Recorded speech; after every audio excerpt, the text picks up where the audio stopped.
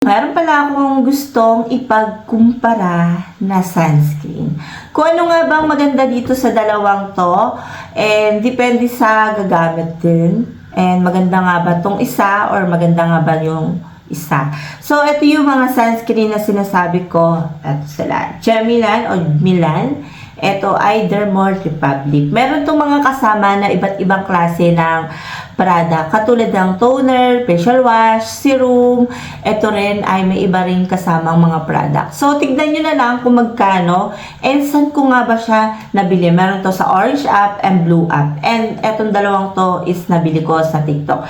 And babanggitin ko nga pala, lahat pala ng mga product na makikita nyo sa mga naging review ko is karaniwan sa TikTok ko siya na bibili. Yung karaniwan talaga halos noon at umpisa pa lang is makikita nyo yung mga product na hindi nyo makikita sa labas. Sa TikTok lang nyo makikita.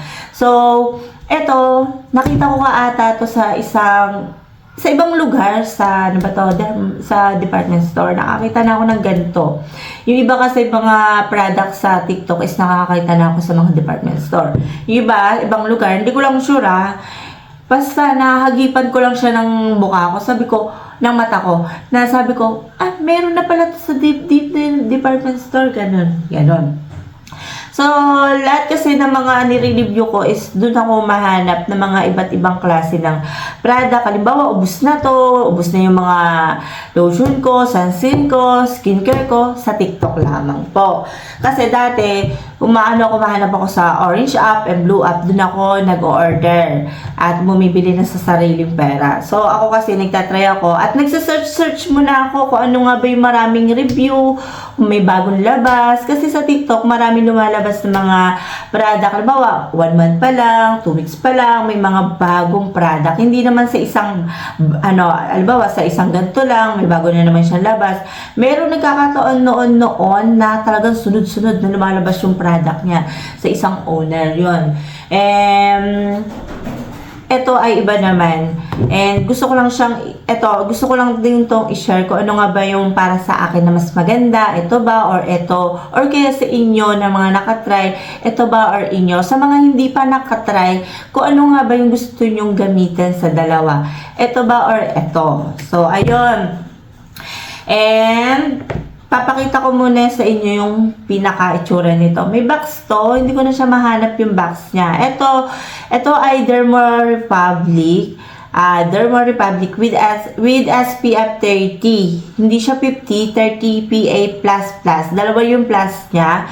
Ito ay 50 ml. So, yung ingredients niya at paano siya gamitin. Pagka na-apply kayo sa face nito is mag-rest muna kayo ng 15, 20 minutes, yung iba 30 minutes. Ayan, bago kayo ma-expose sa labas, lumabas kayo.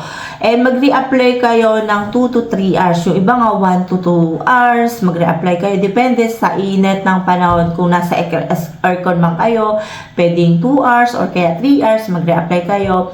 Pero mas mabuti talaga pagka sobrang init ay 1 hour or kaya 2 hours, mag-reapply kayo. At huwag kayong mahihiya pag nasa public kayo. Dahil naranasan ko yun na sobrang init, tas nahihiya ako magpahid sa mukha ng sunscreen. So, ayoko kasi masabihan ng maarte na nagpapahid pa ng ganito. So, talagang nawala sa isip ko yun na bahala kayo kung ano yung sabihin nyo sa akin na nagpapahid talaga ako ng sunscreen. Every 1 hour or 2 hours to 3 hours, lalo na pag mainit. Importante talaga naglalagay ng sunscreen. Hindi naglalagay ng sunscreen sa gabi. Take note, may nagtatanong at nagko-comment pa rin dyan na iba na hindi talaga ginagamit ang sunscreen sa gabi, ha? Ayun, pang umaga lang siya. So, ito yung pinaka-packaging niya. Tignan nyo. Ayan. Tapos, ito yung pinaka-itsura niya. Hindi siya yung kulay puti, parang yellow siya. So, pag ginano mo siya, ayan, matipid gamitin, di ba? Konti na lang yung naman ito. Meron ako naging review nito ng mga set talaga. Ayan. And, papakita ko sa inyo. Nagilamos ako, Ayan. Dito tayo sa part na Derma Republic. Dito tayo. Ayan. Hindi na ako sumusunod sa mga two-method finger method din, Depende sa inyo kung gano'n nyo siya karami gagamitin. Ayan. Makikita nyo sa face ko is hate is medyo may pagka-puti siya na. Tapos medyo may ano ba to? Makintab. Ayan, parang ma-oily sa face, ganon. Pero maganda to. Ayan. Medyo may pagkabigat lang bagyo sa face. Ayan. Matagal na to sa akin dahil matagal pa yung expiration nito eh. Ayan, nabura yung expiration nito. Ayan, 2027 pa. Ayan. Huwag nyo kakalimutan yung leeg dahil isama nyo lagi ang leeg dahil isa rin to sa mga kumukulubot lalo sa mga nag-i-skincare. Huwag nyo nang kalimutan ng tenga. Yung iba naman dyan, napaka-bitter. Dapat sinasabi daw ang tenga. Depende sa'yo kung gusto mo isama yung leeg at tenga. Gusto mo sa mukha lang. So, ayan yung pinaka-finish niya. Makikita nyo naman, diba? Ayan, ayan, ayan. May ilaw niya sa taas. Ayan siya. Yung amoy niya, sakto lang, hindi siya mahapde sa face. At nagkaroon ba ako ng pimples dito noong time na to? Hindi ako nagkaroon ng pimples. Ayan, medyo manaparami lang. Pagka konti kasi, hindi siya yung parang mabigat ang datingan. Ayan, medyo ano lang siya, yung parang malagkit ng bahagya. Ayan.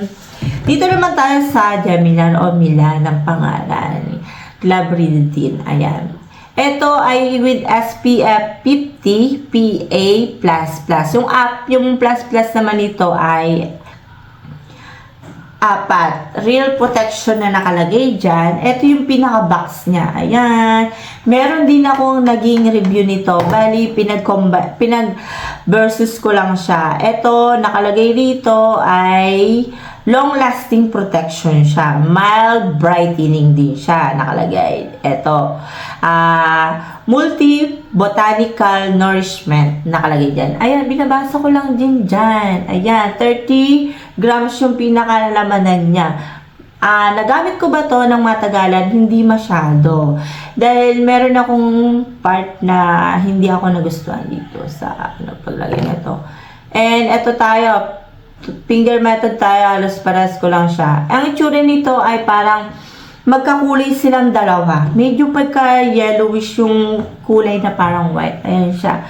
And, ito siya. Nalagay ko na rito, Depende sa atin kung talagang, tawag dito, gano'ng karami. Yung amoy nito, mas maamoy ito kaysa kay Derma Republic. Mas maamoy ito.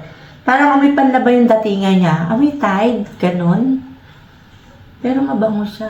Amoy Tide. Mas maputi nga lang tong isa dahil nakalagay rito is mild brightening siya. Nakalagay rin mild brightening. Kasi nakalagay dito, Pearl Peptide Brightening Sunscreen. Kaya yun, maputi siya ng bagya. Ito ay matte yung dating niya para sa akin Matte yung finish nito. Ito may pagka ma-oily siya. Ayan na. Makintab to sa face, tsaka dewy siya. Ayan, malagkit ng bahagya. Pagka talaga nadamihan mo. Makikita nyo naman parehas, diba? Hindi sila parehas, mas maputi itong itan. Hindi naman mas maputi siya ang dating niya. Tapos eto, pwede, may magtatanong dyan, kung ganyan ang itsura niya, ayaw nyo ng, parang napagpawisan kayo, tas parang mabigat sa inyo. Kung halimbawa mabigat sa inyo, pwede nyo siyang face powder patungan. Para yung bawas, bigat, or kaya hindi naman sobrang bigat, parang sa tingin yung pakiramdam yung mabigat, pwede kayo mag-face powder. So, ayan. Hanggang leeg Ayan, hanggang leeg. Matipid siya gamitin kasi talagang meron kasi sunscreen na sobrang tipid gamitin talaga. Ayan, hanggang leeg, diba? Importante hanggang leeg yan, hanggang batok pa nga yan So, ayan. And, mag-re-apply kayo. Nakalagay naman dito kasi, nasa box. Kasi wala rito nakalagay nasa box. Kaya hindi ko siya tinapot yung box na to. And, nakalagay rito ay, ayan, pinaka-direction nakalagay naman dito. And, 2 to 3 hours reapply. Diba, iba-iba nakalagay dito. Ito, 2 to 3 hours. Tapos, ito ay 2 hours. Yung iba, 1 hour. Reapply kayo. Ganun lang talagang paggamit ng sunscreen. So, yung iba kasi, pagka naglalagay ng sunscreen, lalo na sa mga may tigyawat sa mga pimples, ang hanapin nyo po is yung para sa pimples na sunscreen. Hindi kayo basta, halimbawa, katulad ng ganito. Yung iba naman kasi is okay to sa pimples, na wala yung pimples sila, nakakapagpalight yung ano nila, nakuminis yung mukha nila. Depende kasi yan sa ingredients kung ano yung magiging epekto sa skin natin. So, ayan yung iba, lalong lumala yung face nila. Karaniwan sa mga teenager, and binabanggit ko to na yung iba talaga nagkakaroon ng pimples, or kaya depende rin kasi sa mga napapatong. Halimbawa, nagpatong ka, nag-toner ka, nag-serum ka, nag-moisturizer ka, tapos pinatungan mo ng ganito. Mas okay sa mga teenager is, sa, pagkatapos yung maghilamos, mag-sunscreen na lang kayo. Ayun, sa mga teenager, hindi nyo kailangan ng kahit ano man. Kung okay naman yung mukha nyo, wag na kayo maglagay ng kahit ano man na pwedeng makasira sa face nyo dahil na baby face pa sila kayo. Ayan, sa mga katulad ko 30 plus na is kaya na yung face ko na magpatong katulad ng serum, sa moisturizer, sunscreen, or toner, ganon. Ganon yung ginagawa ko. Ngayon is walang nakalagay sa face ko para makita nyo kung ano yung pinaka maganda para sa inyo. Pero kung babasehan sa puti, eto gusto ko. Dahil hindi na ko na kailangan mag-face powder. Hindi ako nagpe-face powder. Maputi na siya sa face.